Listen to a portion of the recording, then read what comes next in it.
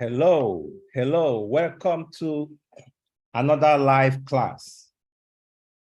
Today we are looking at Introduction to Golang Part 4. This will be the concluding part of Golang. Subsequent ones will be on Bitcoin theory. So I have Obasi Azubike from Rivers, Aisha from Benue State, Mary Jane Ugoshi from Port Harcourt, Eris Tech from FCT, Bello Abubakar from Kano, Hassan Yahaya, Kano State, Sleepwise Insight, Enugu, Udeme Umor, Lagos State, Hassan Yahaya, Kano State, I see you. Nura Imam from Yobe State, Mohammed Yanusa from Borno, Musa Bala Shehu from Kano, Adam Mutala Muhammad from Kano, Austin Ono Ekiti State, Kenny from Warri, Abdul Malik Muhammad, Sokoto State, Hassan Kano, okay.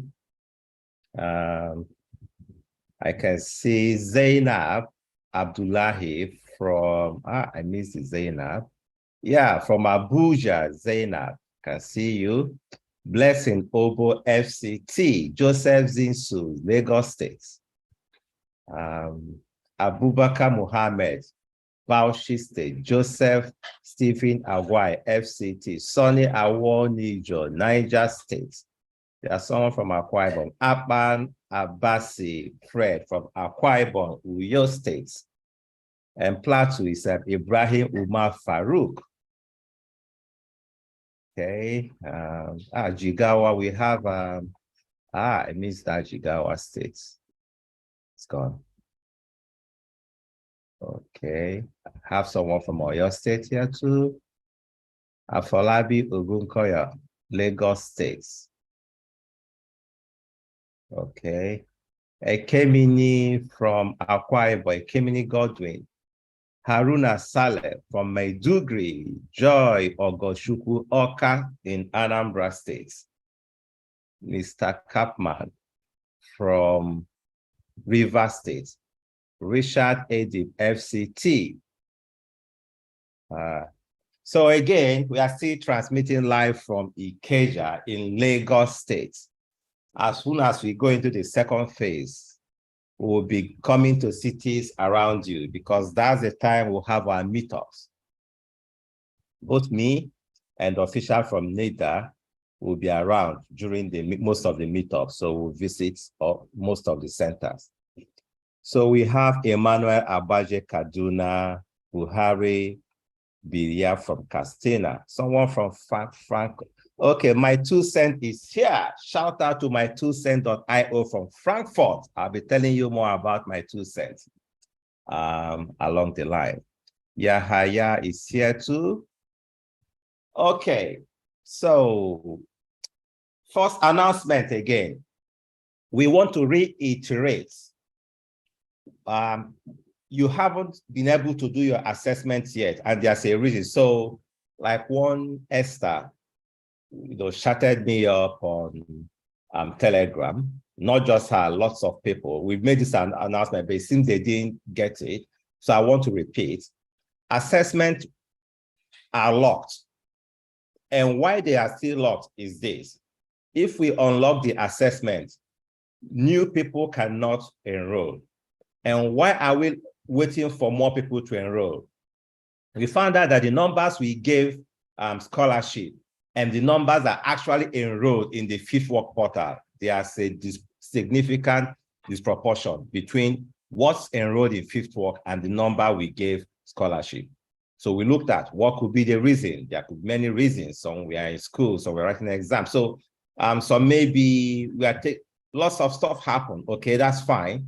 So we said, we want you to come and enroll. If you were given a scholarship, maybe you apply because we took everyone that applied, okay? So please go to Fifth Work and enroll. The links are there. All the states Telegram will have been sharing it. It's on the main Telegram group.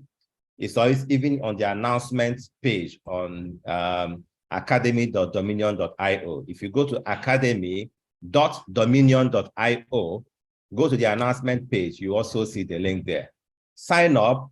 You can finish this course, Introduction of Bitcoin Theory, in 1 day. It's not much. And that's the main criteria for progressing into the second phase. The JavaScript and the Golang we are teaching you is to give you the tools you need when you come to the actual development in Bitcoin, right, and blockchain. So these are the tools we are giving you, but the main criteria for letting you progress will be your completion of that course. So when we unlock it, we will announce it, and we'll give you ample time. Don't panic. Don't be worried. If you have consumed all those content, that's good. Then be doing the JavaScript and the Golang we are doing right now. Once we unlock, we'll also announce it and give you time to complete the assessment, okay? So that's it for the announcements. Now let's get into what we have for today, because this is the rounding part of Golang, and we have a lot we need to cover up to finish. I'm going to share my entire screen now, just so as I move from one window to the other, I would need to do another new share. So I'll stop sharing this and share my entire screen. There, share. Okay.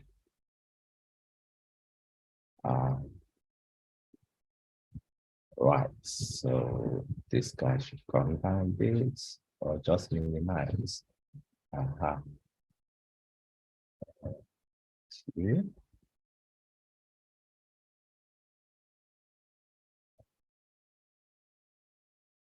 Okay, come out of the way. Maybe there. Percent.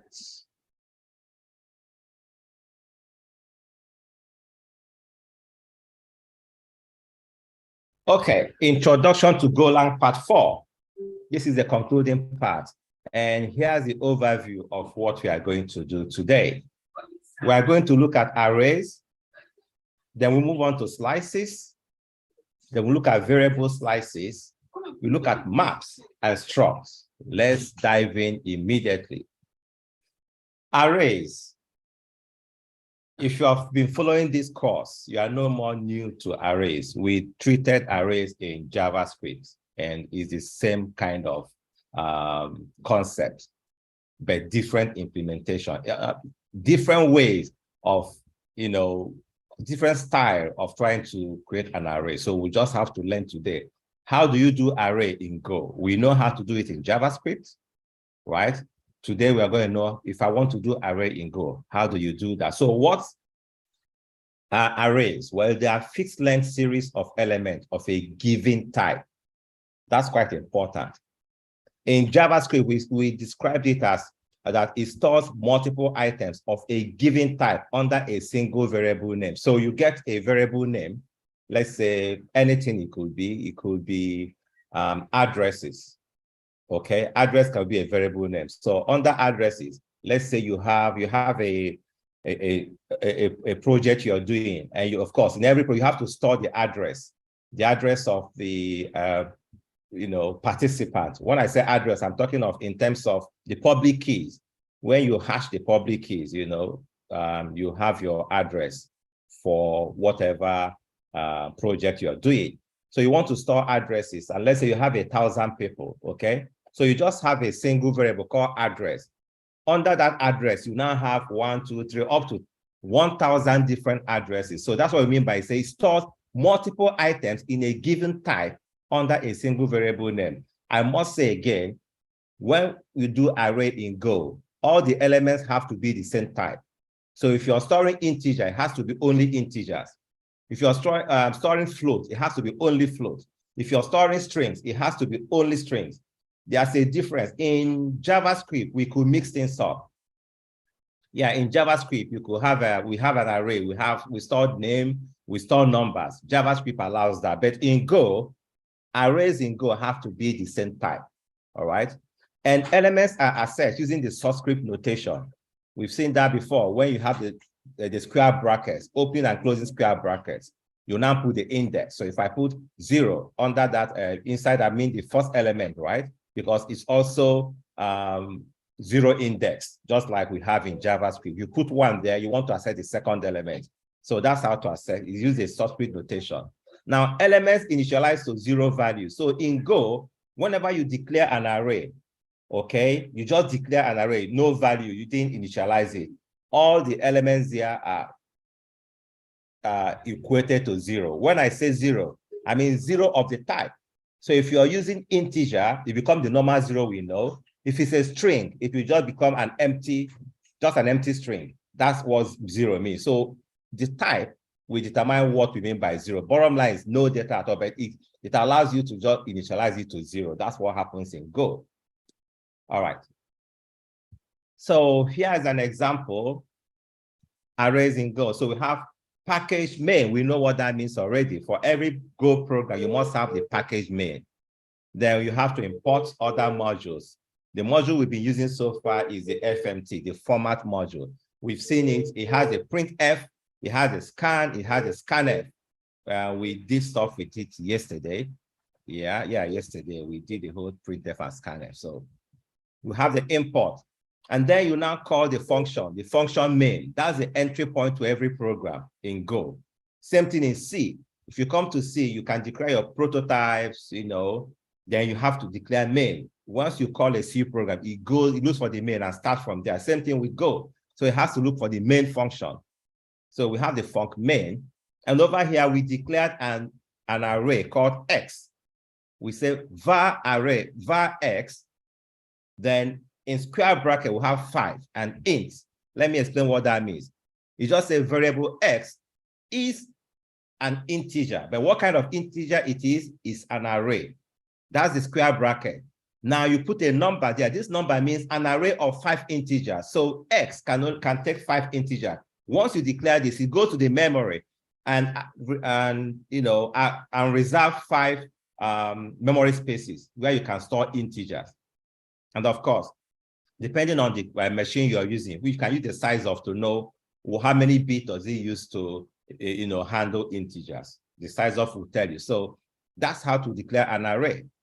Variable X is an int of type array and stores 5 values. And after that, you can assign it. You can say X2. Now, we are using the subscript. So the third element, remember X2, we have 0, 1, 2. So 0, 1, 2, 2 is the third element. So what happened now? You assign 6 in the third element. Now look at, we say format.printf %d. Why are we using %d? It's an integer. If it's a float, we use %f, right? For a string, you use %s for strings. So in this case, it's an integer. So we say %d. That's the substitution we're supposed to do. What are we putting there? Putting x1. Now, can you see over there? I said output is 0. Why is the output 0?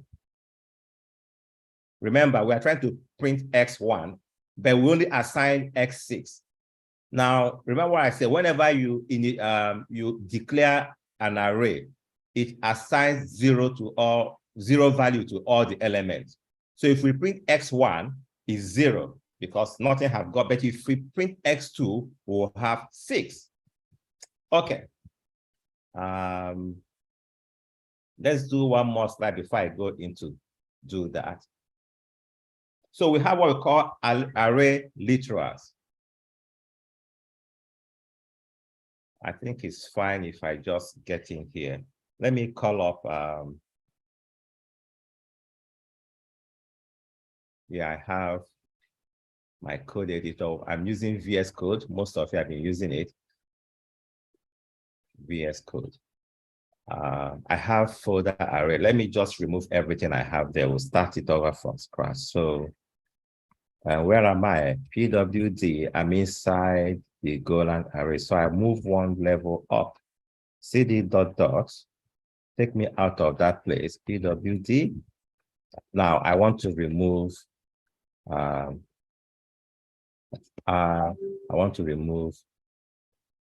array, the folder called array. So I list that array is gone. is zoomed out of here. So let me zoom in on my screen just so the characters don't look so tiny. I hold the command and plus sign to zoom in on it.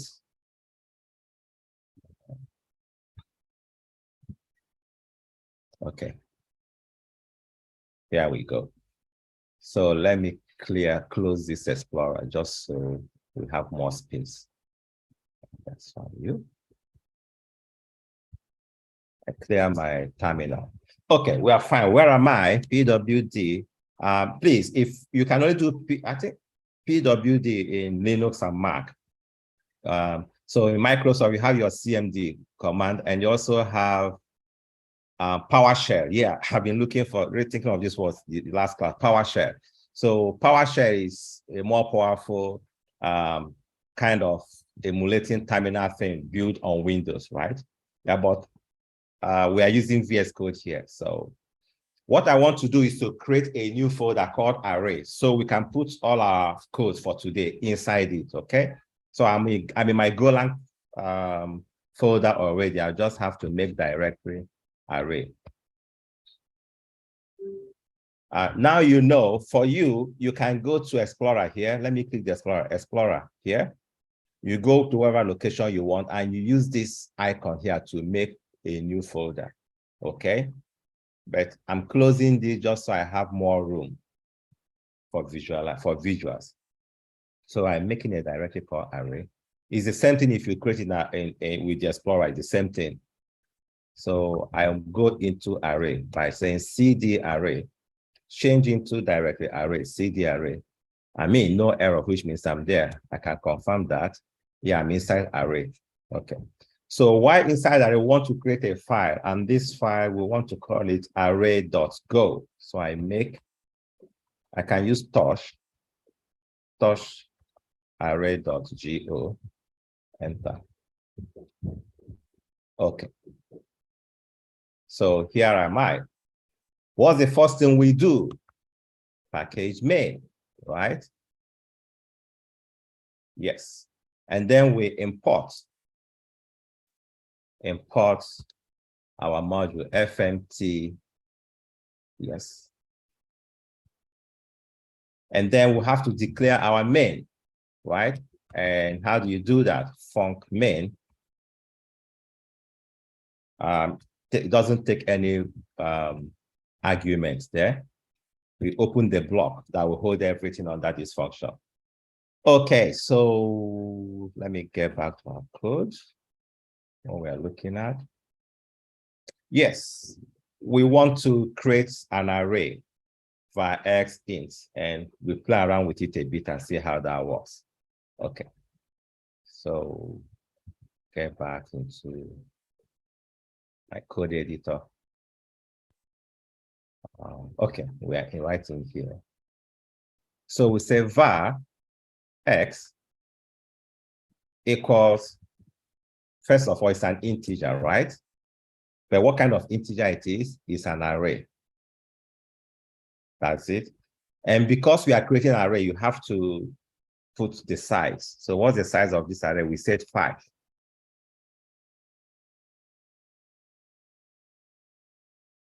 Okay.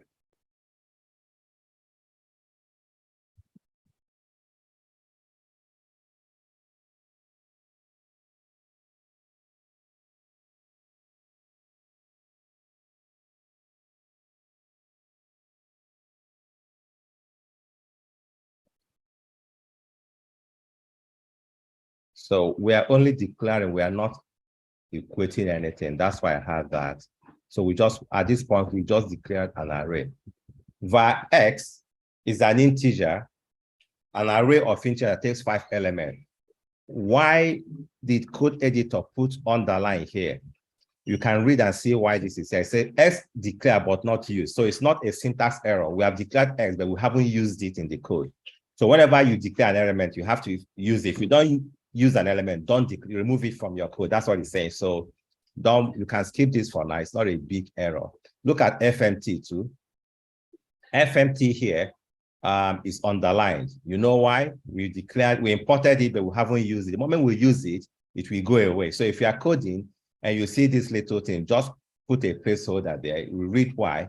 And just know that if you haven't used any variable you declared, it will put that little mark. So it's not a syntax error. Whenever you use it, it goes away. Okay. So we've declared a variable and it's empty. All the values there are 0. We want to assign a value. We now say x2.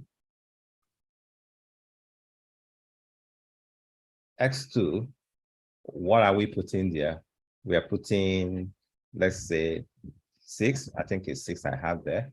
So x2 equals 6. Now, see, that little dot here has gone away because we've called x. And that underline there, that red underline here is gone. Okay? So what next? We want to print something. We call the FMT dot print f. Yeah. So we say FMT print f. It's an integer, right? So I can use %d here. And what are we printing? Incidentally, I want to print x1, not even x2. Good. Everything looks fine. Now we declared an array of 5 elements. We only assigned the third element, 0, 1, 2. So index number 2 is the third element, but we want to see what is the first element. Can you tell me what will be there? Yes. Whenever you declare an array, it puts all the, and you not assigned it, all the value goes to 0. So if they are integer, it becomes normal 0. If they are strings, it just becomes empty space, right? Just an empty string. All right, let's go ahead and run this program. Where am I? I'm inside here, ls. Yes, we have array.go. So I do go run. Before we do that, let's put a new line character, /n. Just to return the carriage, our answer will be, the out will be distinct and we'll see what happens. So we want to run array.go. So we got 0. That's it, because the second element is 0. Okay, let's call the second, let's actually call the third element and see what we have there. So I'll change this 1 to 2. And of course, I save that, Ctrl S. And then we run this code again. See, we have 6. So we declared an array of 5 elements. Everything there is 0 by default because we only declared, but we assigned only. So you can go ahead and assign value to other elements. You can say x3 is this, x4 is that, blah, blah, blah, you know, and you have them. Okay, let's move on from that. So that's what we call the string literals. So an array predefined with values. In the first instance, we only declared an array without anything. We now came later to assign it. But in a string literal, you have an array that's already predefined with a value. And we here say var x is an integer with 5 elements equals, you see the array there, and these are the elements. So here, all the values were predefined. We populated them, you know, initialized from the get-go. So length of literal must be the length of an array. So if you're going to initialize something like this, you must make sure that if it's 5 you have here, you must put 5 elements. You can't declare an array of 5 elements, but you only give it 4 elements, we complain, right? So we have var x that equals that. Let's go ahead and implement this and see. So again, remember how we used to comment outline in Go. So let's comment out this first block we did. Start with this and the star, right? Then we'll end it with, let me put it underline. Let me take it to underline here. We'll end it with star that. Okay, so we are fine again. All right, so in this case, we are saying that, 1 minute, please. Yeah. So string literal now. Var x is an array of 5 elements, 5 elements that are integers, right? And then we say that equals to array of 5 elements. And these 5 elements will have to say in. Let's just take a series. 1, 2, 3, 4, 5.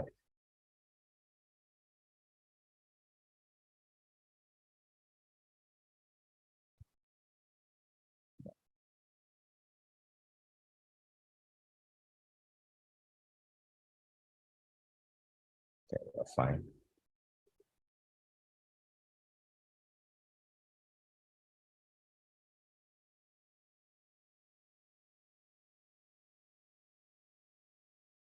Let me see. Expected expression. Expression.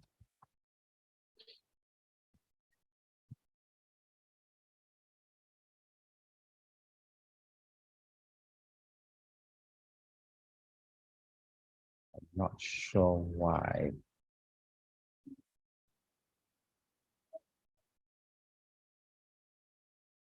Let me try to print this and see.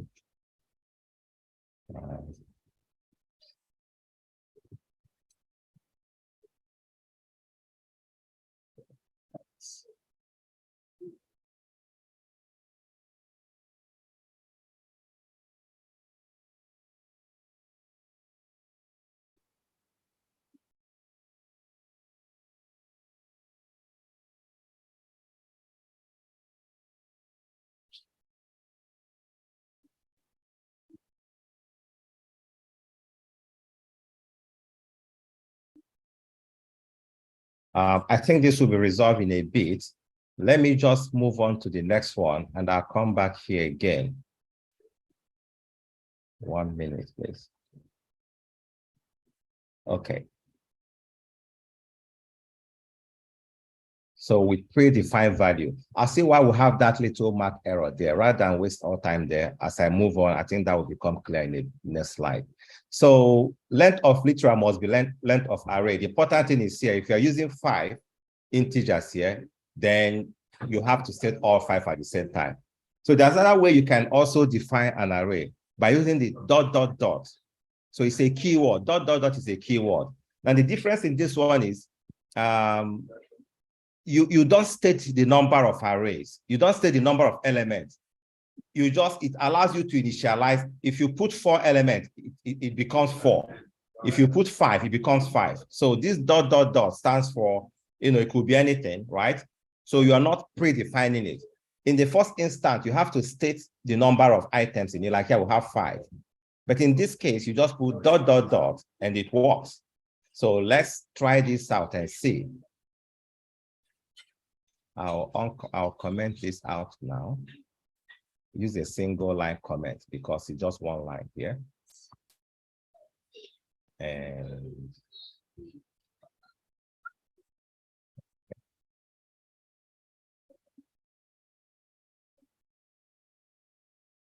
so I have X equals an array, but it's ...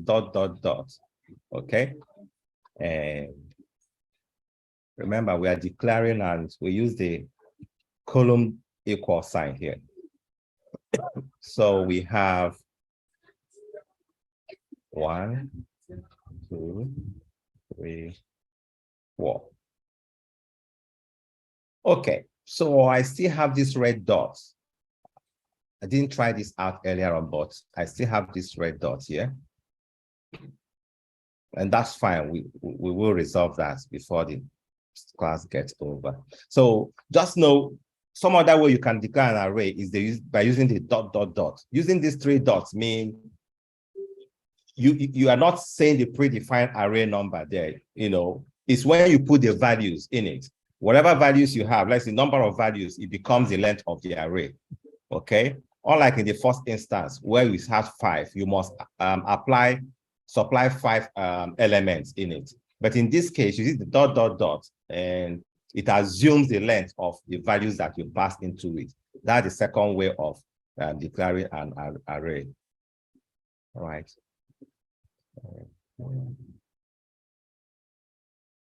So elements are initialized to 0. I said that before. Whenever you do that, all elements are initialized to 0. So iterating through an array. How do you iterate through an array? Well, one way you can do that, or the most common way you can do that, is using the keyword range. So you use a for loop, but in that for loop, you use a keyword called range. And there's something about range. Range it returns 2 values for you. Whenever you use range, 2 values are returned, right? So, and the 2 values are, look at what we have here. Say y column equal int, and we'll initialize that. So, oh, I think I see what the problem was in the other one. Let's go back to that. 1 minute. Let me see. Oh, in this case, I didn't put, let me see. Yes, that was the problem. I didn't put the type, you know. I just declared an array without stating whether it's a string or it's an integer. So that's why we had that error initially. You can see that now. So I've declared it and it's fine. X is that. So let's use this. Let's call this our X. And we use the range to now loop through this, probably, and print out all the data in it. So what we have for IV, let me explain this IV. For, I said range returns 2 values. Okay, so in programming, there's this thing we call expansion, expansion. So when something returns 2 values or 3 values, for you to get those values, you have to declare variables on the left-hand side that equals the number of values. So if I just say for I equals column equal range, it will only give us 1 value, which is the index. Okay, which is the index. But the second one is the value, the actual value of what it is. So if we give you the index like 0, 1, 2, those are the indices, right? And then the value is the actual value at the index. In this case now, at index 0, we have 1. At index 1, we have 2. At index 2, we have 3. And at index 3, we have 4. That's what is in this code. So let's go ahead and use the for range to, to iterate through this and get the value, the indices and the value. So we now say for, 1 minute.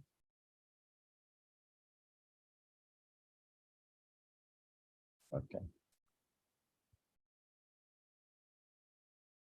Oh, sorry, I want to be in the present mode. Let's assess this.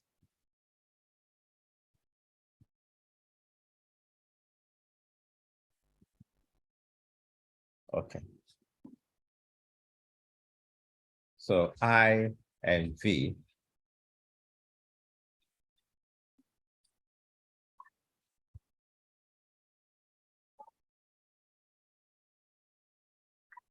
range. Yeah. The range of what? Range of X. Yeah. So what do we get here? Okay. So we want to print F.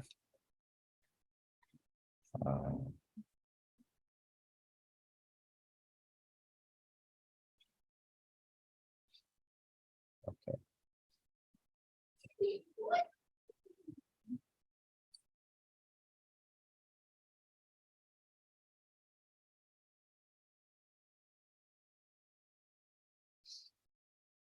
So we want to print. They are all integers, so I'll use %d. But first of all, I'll say index, the index, and then we'll print the value. We also have %d. %d because it's integer. Now, what are we putting in the first %d? We are putting I there. And in the second %d, we are putting V. Print F. This is wrong. This is when programming in C. Sometimes I confuse these two because I do see a lot. So this works in C, print F, but in Golang, you have to put your FMT dot capital P. Yeah, that's it in Golang. Okay. So in Golang, you have to bring in your formatter. Inside it, that's where you have this method, printf. And I hope everything goes well. If it does, let's run this code and see. I save this and run it. Go run array. That's what we had before. Okay, yes, it printed, but the output's not the way we wanted it to be. Let's have everyone on a different line. And to do that, we put our new line character /n. We'll save that again, and we run this. Okay, so see what happened. We have to print for every single element in the array, okay, that we declared here. Go ahead and print the index and the value, the I and V. Look at it, you say for IV, remember what, so I takes the index, V takes the value. So you say index 0 is value 1, index 1, just what we expected, right? So what if we just select only one option? And it doesn't matter what we'll call it. I can call it anything. I can say V, for example. And now I have to only have one element here. So we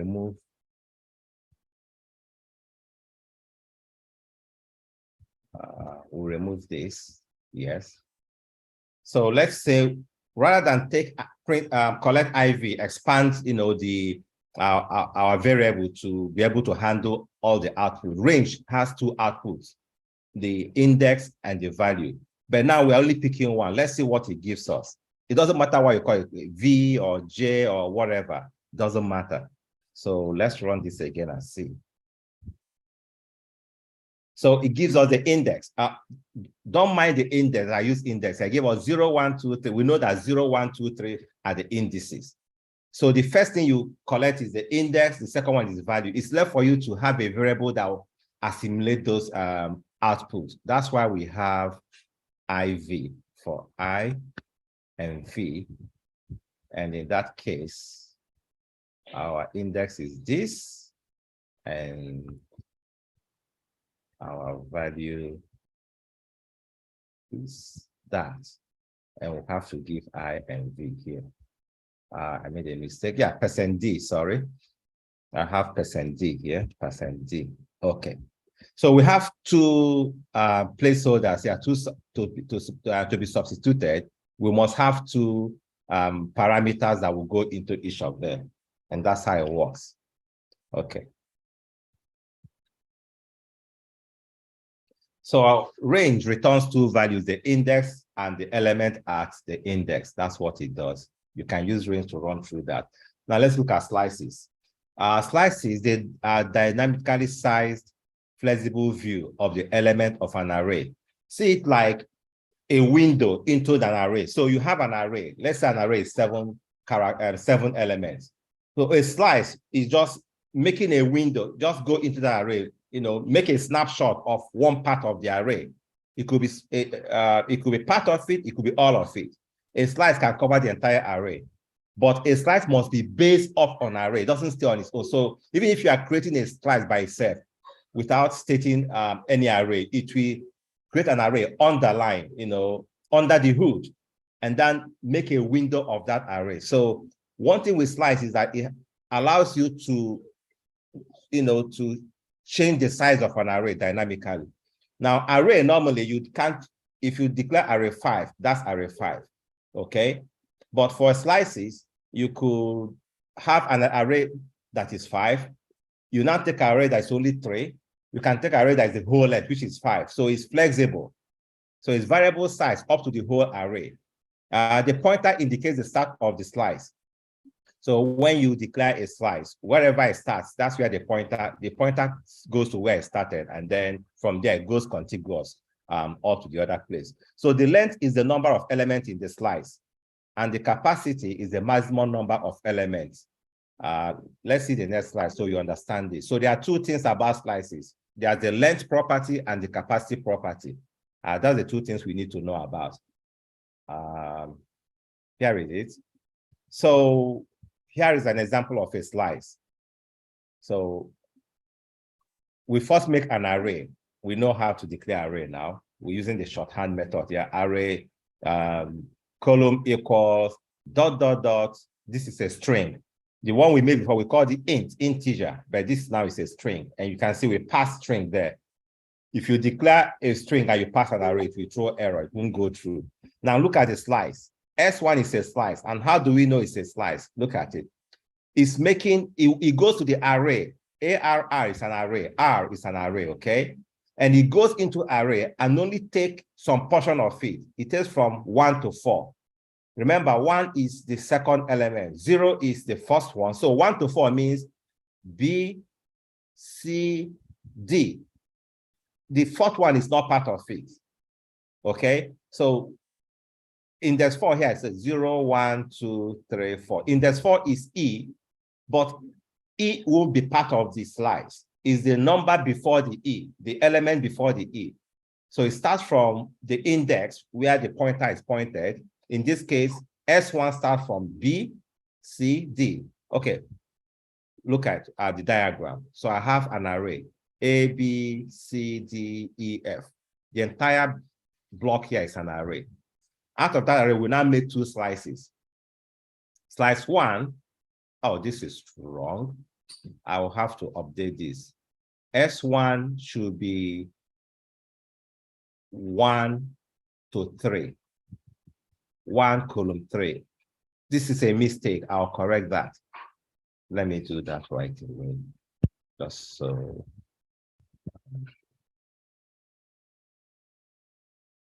That was a mistake there. So here we have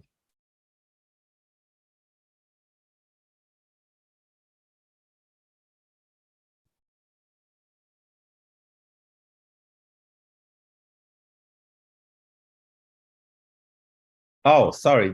I did this from the code editor and made a screenshot, so I can't fix it right away here. But I'll correct it before I upload this to the repo. So what I'm saying here is that S1 should be, from what I did here, should be 1, 3, 1 column 3, not 4. Now S2 is 2 column 5. Let me see, 0, 1, 2, 3, 4, 5. That's correct. It spans from B, C, D, E. So that's what slices are. So we make a slice, S1 and S2. Okay. So there's an array. There must be an array. Out of that array, you can then take a slice. That's how slices work. When we go to take a look at this, I think, yeah, let's go ahead and create this array and use it to view what we're saying. Come back to this place. So let's comment this out. Again, we'll start with maybe, yeah, /*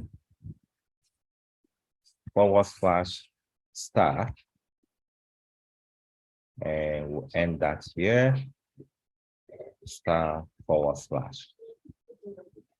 So we are declaring a new array. And what was the name again of the array? Oh, ARR. That's what I was using the shorthand method to do that. So ARR. So we have ARR equals using the, okay, and we call this string, and here are the elements. In it, we have A, B, C,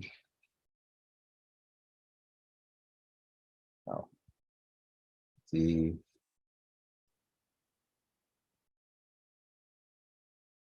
E, and F. Okay, you are fine. Now let's make slices out of this array. We'll make S1, the first slice. And what was the range again for that? Okay, 1 to 4.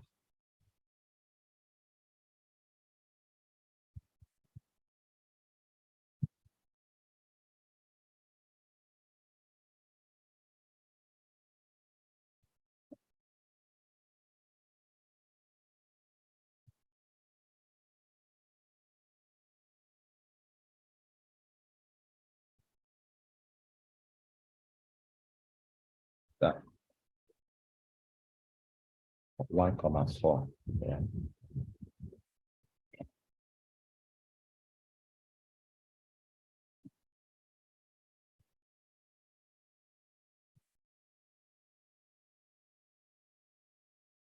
Oh, we have to state this slice. Where are we making the slice for? I missed out from array. Okay, we are making the slice out of the array called ARR. And we are making S2 also, S2 and equal ARR. And we are making 2 to 5. 2 to 5. Okay. Let's see what happens. I can just do a printf on this.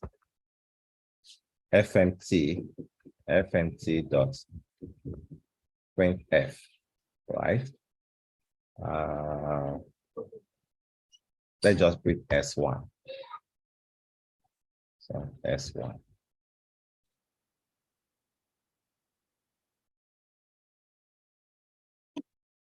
Of course, it's an integer, so we have to put %d there. %d. Okay, that's S1, right? So let's print only S1 and see what it is. I saved that. I've not, okay, let's go ahead and also print S2. Let me state that this is S1, just so we know.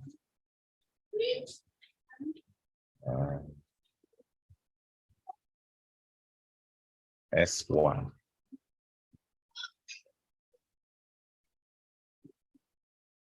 Okay.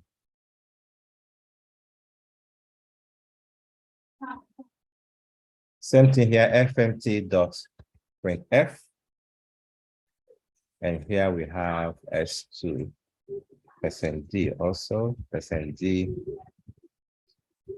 put S2.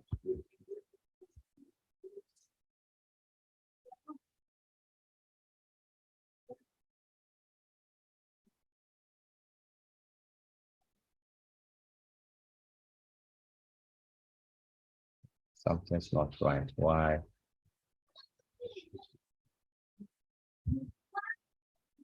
Oh, okay. See what it's telling me? It said printf format %d has argument of the wrong type, string. And a student was trying to do something, also contacted me today. He said he wanted to print something, telling him that, oh, it has a different type. So we are made it. So here we declare string and we are trying to print integer. So that's why it threw this error. That's why code editors are good. They, as you're writing your code, they give you a hint when you're going wrong. So we're not supposed to use %d here. We should use %s because this is a string, not an integer. It's no more complaining. So hopefully this goes fine. Let's see. Go run array.go. Yes, and again, we have to put the, okay, yeah, we are fine. After this last one, let me put a carriage return, a new line rather.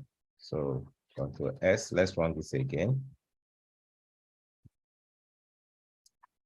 Okay, so in fact, even here, let's put a carriage return here. New line to separate the outputs into different lines. Right, we run this again. Okay, let's take a look. So you see S1 is BCD. Let's go and see what happened. We say S1 start from B, from index 1. Where is index 1? A is 0, B is 1. You can see that I start from 1 and ends in index 4. Remember, the last index is not part of the printed, it won't be part of the output, is the element before the last one. So where is 4? It is 0, 1, 2, 3, 4. 4 is E. So it wouldn't print E, it will print the one before E, which is D. And look at that, we have B, C, D, that's correct. Now we say S2 is an array from 2 to 5, right? 0, 1, 2, 2 is C, and 5 is F. So it will print from C to the last element before the end, which is E in this case. And look at that, we have C, D, E. So that's how you make slices. We just made 2 slices and we see how they work. And I want to say something. Slices, actually, you can actually changes you can use slides to change, what do you call it? The array itself. Let's see what happened if I use slides. Before that, let me show you something here. Look at this. Assuming, forget that I made a mistake in the indices here. So let's look at C. I think it's the next slide. I have that, hopefully.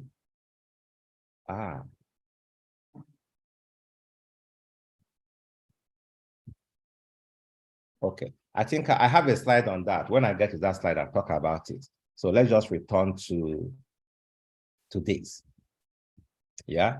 So we have that. So let's go ahead and change something. In this S1, for example, because S1 have from one, start from 1 up to 4. When we say 4, we are saying the actual in this values are 1 before the 4, right? So let me go ahead and change something here. So I'll leave this print the way it is here. And we'll now say that S1 and the second element there in S1 is equal to, let's say Z, just so it will be very glaring. Okay. And now we print S1 again. I print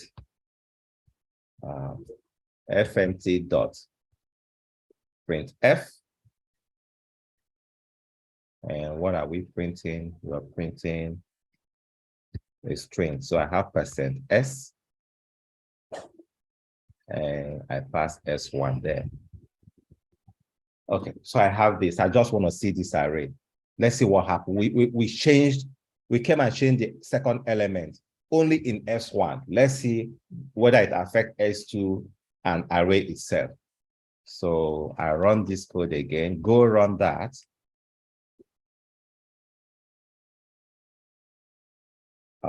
Yeah, let me put new line character so it's clearer when it gets printed. Control S. So I'll run this command again. Okay, we'll see what happened. Where did I? Sorry, I put it in the wrong place. It's here. We're supposed to put our carriage. Control S. All right.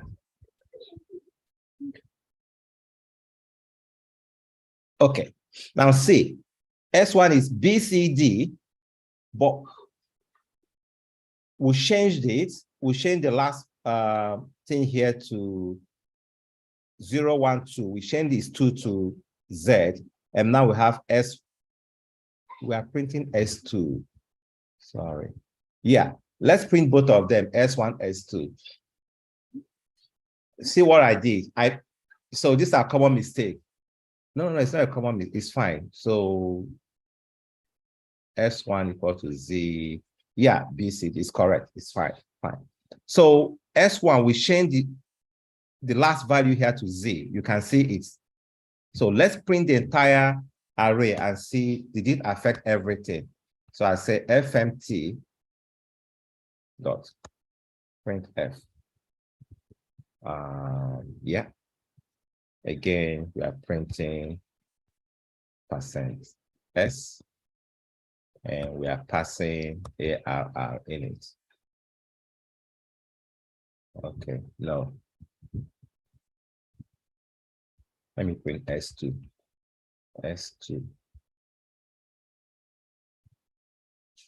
Print F, sorry, my mistake. Print F. Okay, great.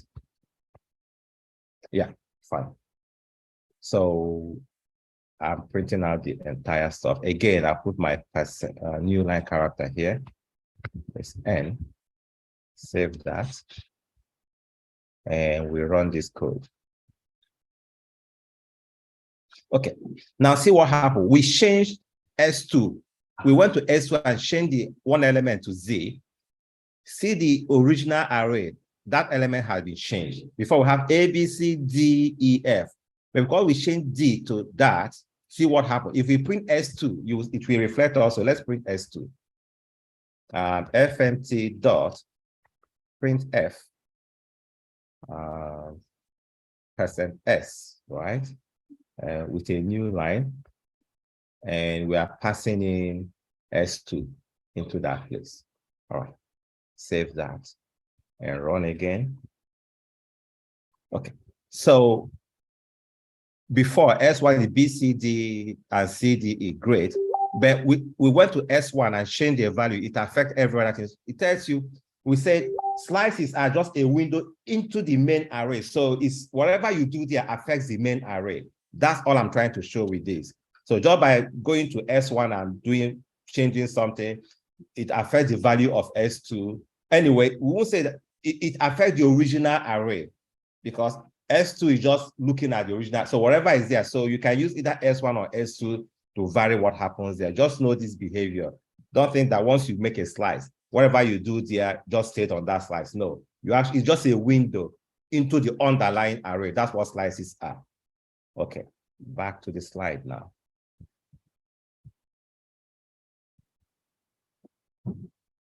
So there are two important attributes of slice. We have the length and the capacity. Let me explain that. So the length returns the length of the slice.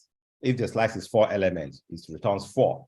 So look at the example we have. It say A1 column equals a string of array that holds three elements. And what are A, B, C? So the length of this is 3. Sorry, okay, the length of the array is 3. Okay, fine. But when I made a slice, in our slice, we're making a slice out of A1. We're starting from 0 to 1. 0 to 1 means from this 0, A, to 1, B. And remember, in the actual sense, it will only take 1. It doesn't include B. Remember that. So if we run this, the length of this will be 1. Why is it 1? We're taking 0 to 1, 0 to 1, which is A. It stops at B. Because it stops at B, it will not take B. It will only take everything less than the ending point, okay? So the length is 1. But what's the capacity? Because it's starting from 0. Remember, our slices are variable, you know, that you can vary them. They have variable sizes, variable length. So you can actually go all the way to 3. So that's why capacity is 3, but the length is 1, right? So your starting point determines exactly what happened. Assuming we say that slice is 1 column 2, in that case, length will still be 1, but capacity will only be 2, because you have to state where is the starting point, where is your pointer. That's where your pointer is your starting point.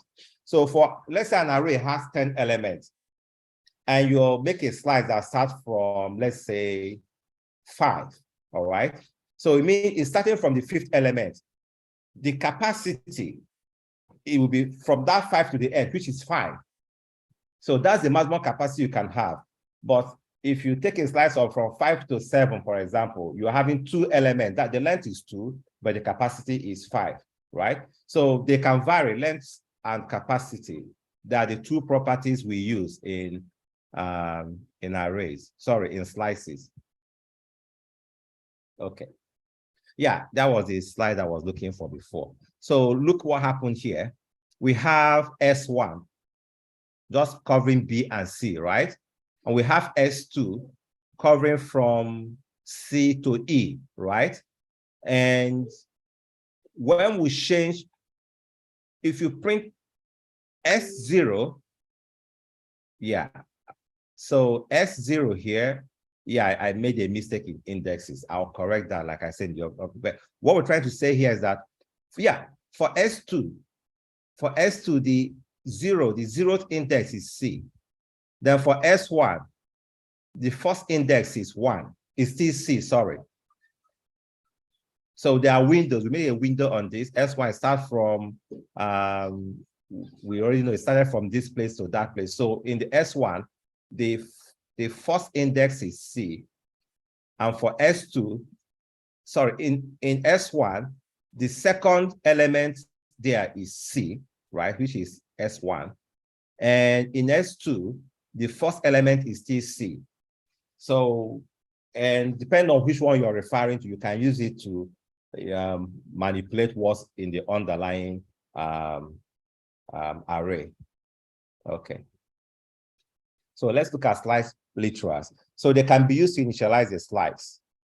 they create an underlying array and references it. Slice points to the start of an array.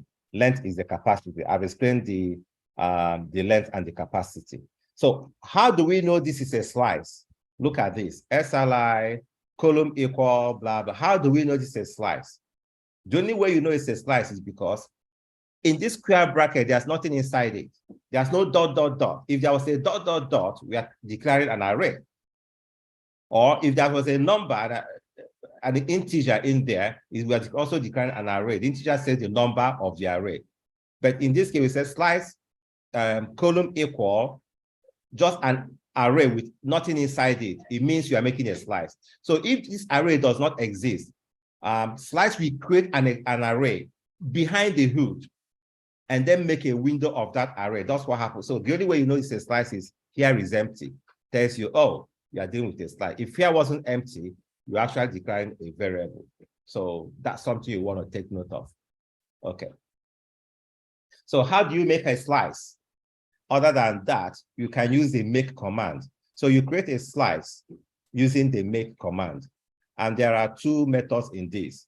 The first method uses only 2 arguments. Let's look at that. So you specify the type and the length. In this case, the length and capacity are the same, right? So if you initialize to 0, here, length is equal to capacity. So look at this, you say sli equals make int, an int array, you put 10 here. Remember, there's nothing inside this box. We are making slice. What this 10 means that the length is 10, the capacity is also 10. It means that length starts from index 0. It means this thing starts from index 0. When you make a slice, you put your indices. Is it 0, 1, wherever you want to start from. So when we just have this case, the length and capacity are the same, right? Because the length starts from 0 and run all the way. So that's the same with the capacity. Then the second type is to use 3 arguments. Now in this version, you have to specify length and capacity separately. And look at that. We say sli equals to make int 10. 10 is the length and 15 is the capacity. So the underlying array is 15 elements. But our slice, we're only taking 10 out of that 15. It depends where you want to start from. You could start from 0. If you start from 0, it means you are ending it around 11, right? Yes. No, you're ending at 10 because 0, 1, 2, 3 give you 10 elements, okay? If you are starting it from 5, you are ending it to 15. So in this case, you have a different length and a different capacity. So that's the 2 ways you could use make to create a slice. Now, there are certain attributes a slice has. It has what we call the append method. Remember, I said slices are variable, they vary, they don't have fixed length. So it allows you to append, okay? Unlike array, you can't just come and append in array. You know, there's a hell of things going on with that one. But for a slice, that's why sometimes you'll find that it's more flexible for you to work with slices, because you might declare a slice that is just 0. Look at what we have here. We have a slice equals make int 0 and 3. So in this case here, our length is 0, but the capacity is 3. So the array can take 3 elements, but for our slice is 0. We don't have anything in it, 0 length. Now we'll now come here and append sli, 100. Or you say take 100 and put into this slice. So you could have a slice that have 3 elements. You get to that 3 elements, you append more. You know, when you do this append, actually, you know, it actually creates, assuming the array, maximum array is 3, it has tried to create a new array and resize things a bit, which is costly anyway.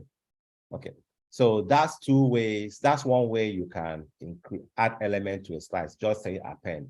And there are one reason why append is very good. Append just puts something at the end. It's very good in programming. When you need to put something in the middle or in the front, it's expensive because you have to do a lot of shifting and memory. A lot of things happens behind the hood. But append is just is an order one. Append, just append, put its order one, and order one is it happens in constant time, right? Yes, for an append function. So let's look at the hash table. So hash contains key value pairs. For example, you could have like in the application, we have email and name. I could say email name. You have an email, and what's the name of the person that owns the email? It's a key value pair. You can have age, for example. Age is a name, right? It's an integer, yes. You say age and the value of the age. So anything key value, we have that a lot in programming. When you do JSON, in JSON files, you're just talking about key value pairs, right? Dictionary also is key value pair, but the hash table is a special kind, and we'll see that in a bit. So each value is associated with a unique key. Hash function is used to compute the slot for the key. Let's see what happens under the hood in this. Now look at this. I got this image from, pulled it off from the net. So we have the key value. Here we have Joe, Jane, and Pat. And Joe, the value in Joe is X, the value in Jane is Y, and the value in Pat is Z. Now, when you pass this through a hash, see what a hash does. It makes a table, a very long table like this. Joe will go through the hash function. The hash function will calculate and find out where the key should be. So he found out that Joe should go in 3. He puts it in 3 here. Now look at Jane. Even though Joe came first, but see where I put it in 3. Based on the, after passing the hash, based on the key generated, we know where to go put it. Now we have Jane. He hashed Jane. After hashing it, went and put it here in index 1, right? And Pat, he put Pat in index 5. So the reason is hash makes programming a bit more easier. For example, when you need to iterate through a function, a list, for example, list happens in order n, all right? So it's linear, in linear time. Let me say linear time, because if you have 100 elements, I want to run through it, we have to go through them 100 times. If you have 93,000 records, you have to go through those 93,000 one at a time. So you have to do it 93,000 times. But for a hash, it just hashes it, make a key value pair. So when you want to look up something, just look the key. Oh, that's the key. It knows where the key is. It picks out the value for you. It doesn't have to go through all those things. So it makes things faster in programming. In data structure in particular, it's a nice way to use hash table to avoid where you have order n square. Maybe you have a for loop, another for loop inside it, which is order n square, right? It's very expensive. But using a hash table, for example, you can have only one loop and use hash for lookup. So it simplifies things. Let's go further in this and see. So what are the trade-offs? I already said that already. It's faster lookup than list. This is a mistake again, than list, yeah? So it happens in constant time, unlike list that happens in linear time, right? And in hash table, you don't use integers like 0, 1, as which doesn't make any meaning. You can use a name. I can say Joe. Remember in that diagram we saw? So the key here is Joe. Joe makes sense. You know who Joe is. Jane, you know who Jane is. So rather than knowing that, oh, Joe is in the index 0 and Jane is index 1, just say, hey, Jane, give me Jane. What's the value of Jane? It picks up and gives it to you. It simplifies it. If this were a normal array, you have to say, what is, you have to first know Jane is index 0, index 1, and you say, give me index 1. It now gives it to you. But in hash table, we just use the name, the key. And again, the key must be unique. You can't have 2 keys that are the same. Each key must be unique. So if you have something before, like say here, you have Joe and struct X in it. If you call Joe again with a Y, right, it will override this Joe. So you can't have 2 Joes as key. Each keys are unique. That's how you should be able to know what belongs where. All right. So what are the disadvantages? Their collision may occur. Now, see what happens when it hashes it based on the key, based on what the value, it knows where to go and put that to store it in memory, okay? So it's possible that it might do another hash, and that hash will also have the same, key value, the same value, sorry, the same hash value. So you want to store it in the same memory location. That's what we call collision. Or this can be solved because what happens, even if there's a collision, it gets in there, you can use linked list to know, okay, yeah, it will link this to that. If you come in here first, then go to the other place, you'll now see the other one, all right? And you can use bit manipulation because the binary bits, Yes, you can use them to manipulate and know which one to store before the other one, or you can rehash the whole keys. Then what happens is that whenever you have a hash, it will slow down the operation. But the good thing is, hashing, they are designed such that you don't have collision. It's not common to have a collision in hash. It's very rare to say you have a collision. But yes, mathematically, there could be a collision. And when that happens, there are ways to resolve that. But if you look at it overall, it's a faster way of implementing a nice data structure than just what you have in arrays. So let's look at maps. So we've talked about hash table. When you implement a hash table, that's where maps come in. So map is implementation of a hash table, okay? It also uses a make, of course, make. We use make to create a hash, right? So map, since it's an implementation, it makes sense that it also uses it. Look at the, yeah, here is the syntax for that. So I say var ID map. ID map is a name. We just give it a name, right? We now say map, the string and int. That string there means what is the type of the key, what type is the key, and what is the value. So you have to state the type for the key and the type for the value. That's what those things, string. So the keys are string and the values are integer. I think that's what we have in, let me get back to that table. No, in this table, the key here is string, the value is also string. So assuming we are referring to this, we'll have to say string, string, because that's what it is. Okay, yeah. So, okay. So in the first instance, we just declared a map called ID map, right? And now here we created it. You say ID map equals make. You put the map, then the data type. It takes the key will be a string and the value will be integer. So you also have to, you can also define it as a map literal where we have ID map, column equals the map. We have the string and the integer. That's the key and the value, the data type for the key and the value. Have you noticed that in C, they have paid special attention to the data types, right? Python, for example, we don't really do data types. You just can just say X equals that, you move on and blah, blah, you go away, right? But in C and in Go, it's quite very important knowing what data type you're playing around with. Okay. So in this case, we have a key value. Look at how you set the key value. Joe is the key, and the value is 1, 2, 3. So we call Joe a key. And what is the yeah, you know, yeah, Joe and the value is 1, 2, 3. So the column there separates the key and the value. So it's a key value pair. That's what we mean. And see, we enclose Joe in double quote because you say it's a string, and this is integer, no double quote on it. Okay. Duplicate slide. Okay, so how do you assess map?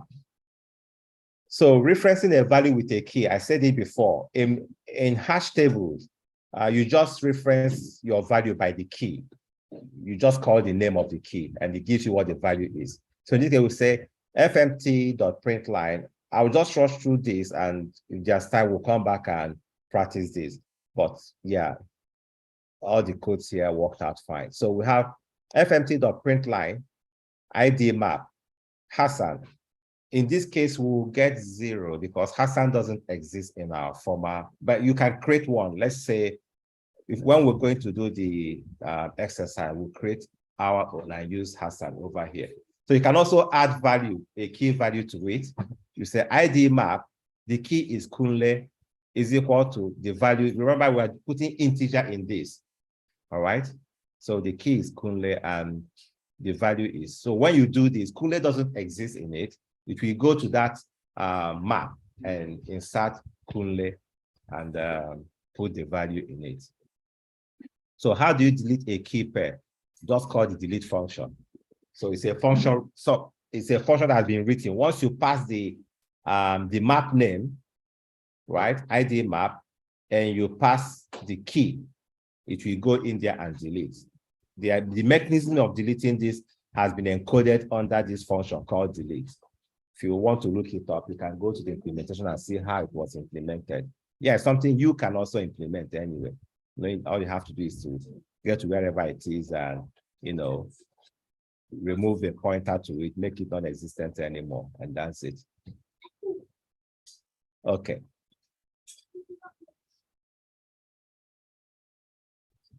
So, map function, two value assignment tests for existence of a key. So, let's say this. We have ID, P, column equal ID map Hassan. So what happens here is the ID is the value and the P is the presence of the key. So you might have an implementation. You're not interested in what the value is. You just want to know, does this exist? Is this record? Does this exist in the database? So it's a truth function. It's either yes or no. It's a Boolean function, Boolean, true or false. So if you do ID, P equals that, it will return the value to you and also tell you true or false. Of course, if there's no value in it, it's false anyway. If there's value, it has to be true, right? So you might be writing a program where you just want to know, does this address exist in the hash table? That's all. Does this address, for a digital asset, does it exist? You can use this, and you are interested in the P part. Remember, if you use only one, it gives you the value and you lose the P, you won't. So you have to say ID, P, then column equals that, right? If you return two values and they'll be captured for you, you can now use the P to run other function. You could say, if this exists, then do that. It's another way of saying, let's say, in an application that has maybe cooperative people, in a cooperative, okay, you want to know if this person exists, then give him this privilege, if this address exists. So something like this would be a nice way of implementing that. So the next thing we have there is the length function. So it returns the number of values. So the length will tell you how many values are in that map you're looking at. And that's just a length, and you pass in the map inside it. It gives you what the length is. Again, length is a function that has been written already, and it takes one single value. Just give it the name of that, and it gives you what your answer should be. Okay, so how do you iterate through a map? Again, we are going to use the range. That's what we used before. Yes, that's what we used before. So use a for loop with a range keyword. And again, range, remember, returns two values for you. It returns the key and the value, right? So that's what we give you in this case. When you are running it over here, it gives you the key and the value. So the key will be the name, and the value will be whatever value you stored in that, right? And that's the format for it. So for this into that, print all this. When we run this, we'll get everything. We'll implement this in a bit and see. Okay, so structs. This is very important, and this is the last part of it. So what we have seen so far is that when you declare an array, they have to be the same type. So if you declare an array of integer, it has to be integers. You declare an array of strings, everything they have to be strings. But in real world, there are certain times you want to implement something that is mixed. It has integer, it has strings, it has Boolean, okay? So is there a way we can do this? Yes. So Go has this method, this function here called the struct. It's an implementation. So what it does is that it allows you to store multiple values of different data types into a single variable. And it's very powerful, very, very powerful. We see that in a bit. So take an example here. We have a struct called person. So, or customer, it could be a customer. So you just want to make a struct called, it doesn't exist. Let me say this again. When you say int, when you say string, those are primitive data types. They came with the OS already. So you can create your own data type in this case using your struct, okay? It's left for you to define what it means. So look at the person struct, for example. We have a name, address, and phone of the person. So two things can happen here. In option one, if you're a programmer, you can say, okay, let me use different variable. I'll use name one, address one, phone one for the first person. I'll come for a second compare, I say name 2, address 2, phone 2, okay? But you see, it becomes very trivial at some point. You have to know that, okay, because it's phone 1, address 1, and name 1 is the same record we're talking about. So that's one way you could do it. But a better way could be to use a struct. You just make a single struct, which has all the variable. All you have to just call that struct, and every variable you need is in it. So you don't have to remember this number. First person has address 1, phone 1, and then 1. No, it's more complex that way. So it makes it easier. Let's look at the structure here. So look at how it works. It starts with type. Type is a keyword. You have to say type. You are creating a new type. Remember, we've seen integer, we've seen float, we've seen strings, right? We've seen different types. Now you're creating your own type, and this type is called person. So type is a struct, and the name of this type is person. And what are the attributes of this? It has name, name is string. It has address, address is data type of string. It has phone, phone is string. In this case, it's the same data type. Okay, I can have age. If I'm editing, I'll put age in it. So if you put age, age is integer, for example. So different data types. And not just that, we are grouping all these fields. They are called fields. This name, address, phone, each of them is a field. So we are grouping so many fields into one single variable called person. And to achieve that, we use a struct. You have to put a type. So once this is executed, type struct person becomes a type. Look at how we call it in the same. We say variable P1 person. Normally we will say variable P1 int or variable P1 string, right? Now person has become a type, you see? So struct allow you to make your own type and makes your program more dynamic, not just dynamic, more interactive. You can interact with your program in different ways. Just by creating this person called, this struct called person, it has all these attributes. So each property in a field is called a field, and P1 contains all the values for all the fields. So when you declare variable P1 as a person, P1 automatically, you can give it name, you can give it address, you can give it phone number. Let's see how you do that in the next one. So here we use a dot notation. We say P1.name equals Zainab, for example. Zainab, yeah. One of our student name is Zainab. So P1.name equals Zainab. So look here. We declared P1 as a person. Because of that, P1 automatically has the attribute of name. It has the attribute of address and attribute of phone. And you can, you can have 10 people. You can have P1, P2, P3. For P3, you give it a different name. So that P1.name equals Zainab. And you can also assign any of the properties of P1 to any variable. Say X equals P1.address, which means whatever address you have in P1 goes into X. This tells you that X is a string because address is a string, okay? All right. So you can use dot notation to access all the fields in struct. And how do you initialize a struct? You can do that by using the new. So you can use new, for example, P1 column equals new person. So P1 is now a type of a person type, a type of person, right? Right, not string, not integer, not float, but person. And when you come to person, you have other attributes. You have the name, you have address. You see how you create something out of that. In a typical blockchain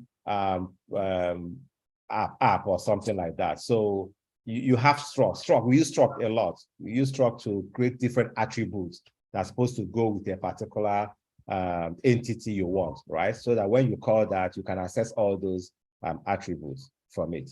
So you can initialize it also using a struct literal. For example, have P1 column equals new person. And the name here is Esther.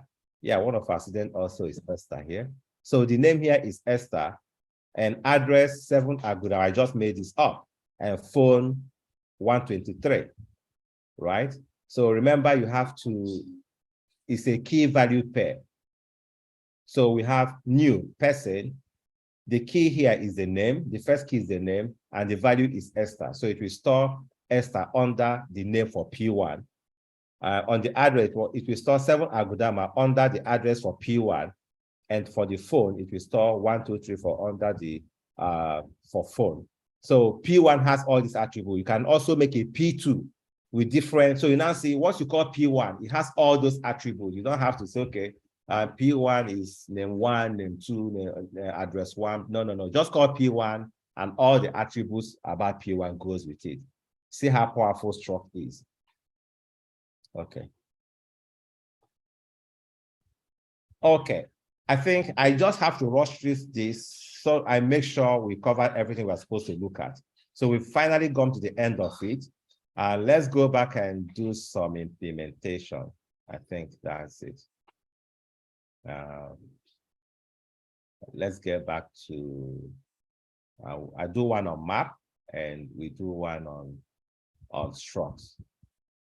And that will be it. Okay. So we're going to make a map, right? Yeah, map is, that's how you implement a hash table. Before I do this, let me quickly take a look at the comment section, see if there are some questions I need to be aware of before we go into this. So 1 minute. In the Q&A, I'll start from the webinar part. Okay, good evening. So I thought today's class was on review of Bitcoin theory. Okay, yeah. We didn't finish introduction to Golang, so we continued with this. The mistake was from our, sorry, I did probably wasn't properly communicated. The guy that set it up, we already programmed today to be, you're right, that's what we programmed for it. Because we didn't finish yesterday, I decided to run through again. And again, remember, we wanted to have done review today, hoping that, with the hope that we are archiving this course on the 1st. The way things are now, we're not archiving the course on the 1st. So it's still running. We want more people to sign up. So that's why we want to wrap up this Golang thing. Then we'll concentrate on Bitcoin theory. I've got so many questions from people about some concepts, and I took note of all those things. So I will address all of them as question and answer during the Bitcoin theory class. And again, since the Bitcoin theory is a major yardstick for assessing who goes to the next stage, so we'll be doing a couple of series to address everything under that place. You know, you put in your question and we'll discuss them in kinds of question and answer, so that when it's unlocked, it's more easier for you to, you know, breeze through everything and go into the second phase. Thank you. Yeah, everyone's saying Bitcoin review. Okay, that's what happened. I think I just answered that, right? Yeah. Okay. So, yeah, not much of a question here. Let me just scroll through. Please add introduction to Bitcoin. Okay, so I can see people are interested in seeing Bitcoin, introduction to Bitcoin theory. This one says, I want to see it digested thoroughly in the review class, because most of the terms are new to those with no IT background. Yes, let me just tell you this. Somebody came and stated, he said, what is transaction? I can't remember. Many concepts told me this, explain all of them to me. I said, okay, great. I copied that, I put it on my note, okay? So when I'm preparing the review, I'll have to address all those things. So what I can say is, talk with in your various group, talk with your mentors, whatever area that you want to learn more or it's confusing to you, please let us know, just so we address the key points. But I'll address everything anyway, but let it be that I know people have issue with this concept and that concept. So today ends officially, today we end everything about JavaScript and Golang, which are your helper courses. So tomorrow, let me say this, we are having a guest appearance tomorrow. We'll create the link. If you go back to Telegram by tomorrow morning, it should be there. So having a guest appearance on tomorrow. One of the projects in the BSV ecosystem, because remember, one aim of this course is to integrate people that take this course into the BSV ecosystem. Let me give you an instance. We have SendB with have come, did some demo for us and all stuff like that. And I noticed that there are a lot of questions coming from SendB. How do I do this? And today it occurred to me, I said, hey, you know what? I've not told Lauren, I'm just saying, I'm going to tell to Lauren, hey, Lauren, I need you to take some people for internship into SendB from this cohort. So we'll look at some people, promising like that. I'll discuss, I'm not saying he will do it. It's something I'll discuss with him, but I think it will come true. So I'll discuss with him, hey, grab one or, some people, take them as interns into SendB. Then these people will know everything. We go through all the whole SendB thing, every nitty-gritty stuff, so that everyone that has questions about SendB will ask them completely, directly, and they will be able to solve that problem. SendB just is part of the course, yeah, in the sense that they are supporting the course, because the learn to earn is through that wallet you are getting your learn to earn. Without that, you don't earn anything. So yeah, we appreciate that, okay? But going forward, I think I would suggest having some of students from here doing some internship. And that internship means they learn more about SendB and the underlying things. And, they could answer all the questions, be more of brand ambassadors to SendB. So tomorrow we're having someone from My 2 Cents. That one is a social media app. Why is it interesting? It's based on the blockchain, right? So as you interact, as you share your posts, as you make your comments, every advert generated, I'm not sure, I'm not him, he will tell us everything tomorrow, but the idea is you get paid for using social media. Now think about the number of hours you stay on social media, right? Yeah, some people earn, people that have massive following, right? Yeah, but this means as long as you're putting content and people are clicking on them, you're earning something. And what we've seen so far is great. So the guy will come in tomorrow. It's in the BSV ecosystem. We'll see how it works. While you are seeing this thing, you also be thinking about your own project. At the end of the day, we want to have projects that we finally put back into the ecosystem. Now we're using part of their work in the ecosystem to train you guys. We want you people to come up with projects also that will put into the ecosystem, will help push them there. And that reminds me, someone also said something about how can we teach this in a language that people can understand? Not everyone understand English. I understand that. In some regions, some people that are used to, let's say Arabic, for instance, you see a kid that knows Arabic, but he can recite everything in Arabic. So that kid is intelligent, right? So what if we have this introduction to Bitcoin theory in Arabic, for example, then they can understand it better. So I'm saying this, I want this to be a project in this cohort, please. Maybe I'll make a form. People that are interested will indicate interest. So we want to translate introduction to Bitcoin theory into other language. We'll first do a poll. We know which language. Is it Arabic? Is it Hausa? I know with Igbo, most people, I don't think they have more of a problem for that, right? Or maybe Yoruba, I'm not sure. But where we have issue, we'll make a poll for that. So whatever language we determine that we need to translate it for it to be able to reach more people. I want it to be a project, please. We'll register it. It will be an open source project. People will be contributors. So this is where it becomes interesting. You are not even a programmer before. You are good with language. You have skills in language. Come on, you can apply into when the form come out, apply. Okay, we'll see where this goes. I tell you, it will do well, because when we will translate this, there are tons of people that use that same language. I will translate to that. It will really be it will worth your time. Okay, so let me see. How do I get access to the slide you are using for the training?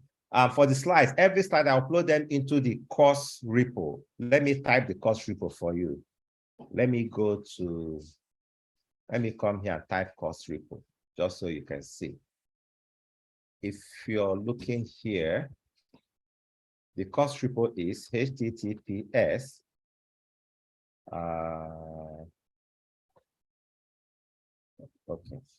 okay, so the course repo is https github.com/Callistus-Ibilo- NITDA. It won't contain here. Let me use another app. Let me use a normal smaller text editor to type this so everybody can see.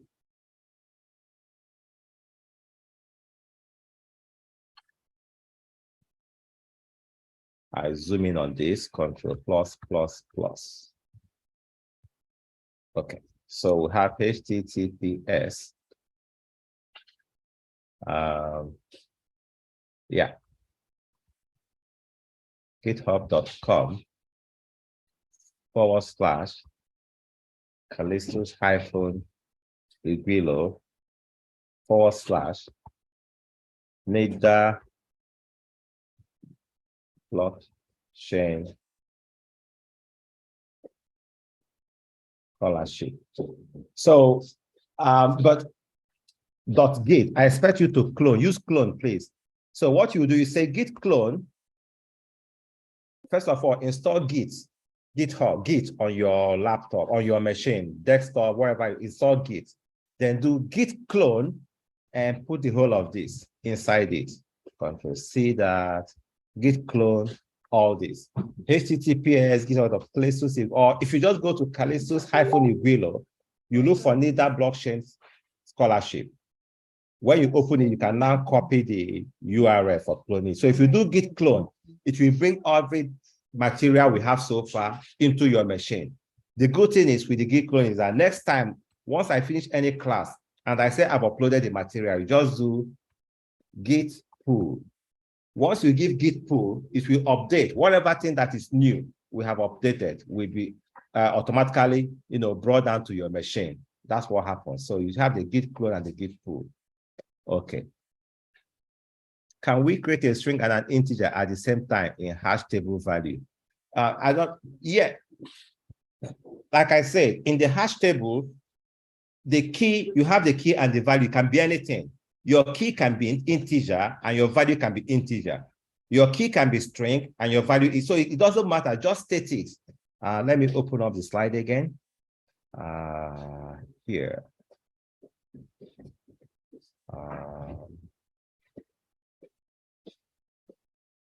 Hash. Okay. So you can see string, the key type and the value type, it can be anything. So it depends on your program. So if you want your key to be strings, you have to state that there's string here. If you say a string, I want to put key, it won't go. So just know that if you're trying to implement anything on Go and complain about the data type, please look at your data type again. Or maybe you want to print something, it tells you about data type, look again at the data type, make sure it corresponds, okay? And that's it. Please, sir, after finish your assessment, what next? Once we unlock it and you finish your assessment, the next thing is we are going to phase 2. That's what next, yeah? Okay. Please help us drop presentation on GitHub. Yes, I usually do that. In fact, let me do it right now, but I'll still do an update to it so that you can see also. Let me do that from my, let me do that now. So CD, let me step one back, ls. Okay, so I'll say git add. I'm adding all the new things I've done.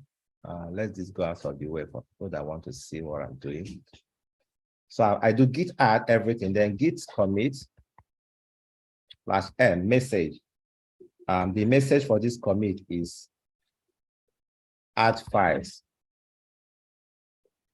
So git push.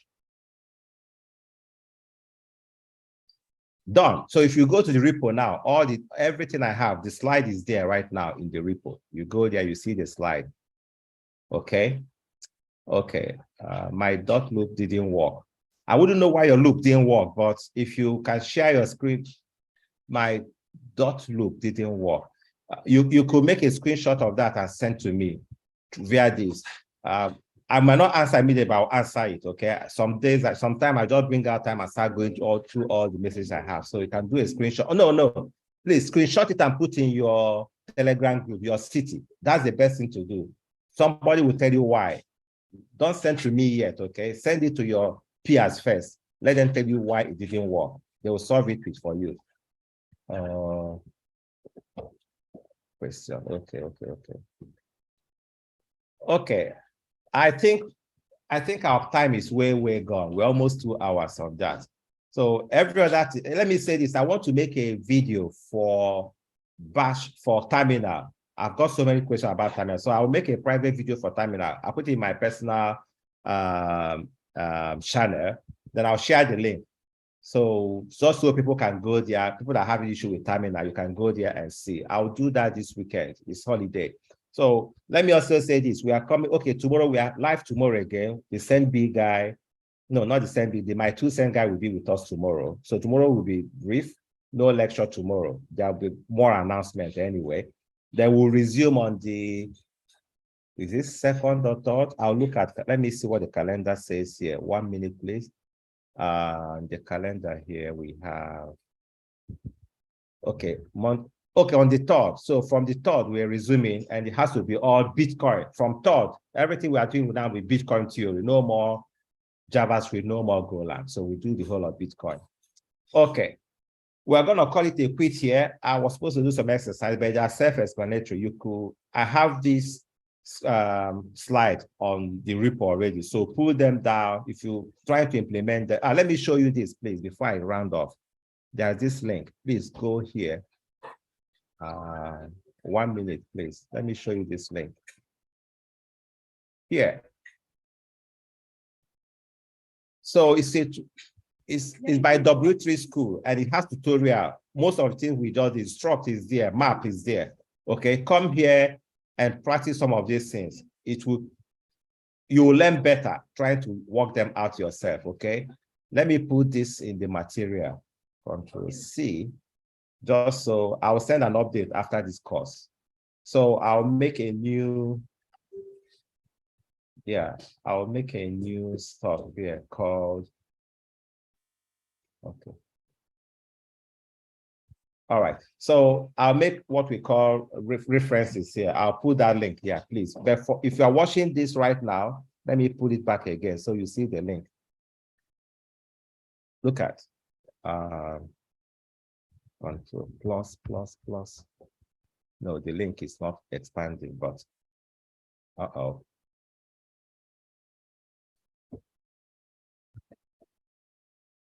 Control C. So here is it.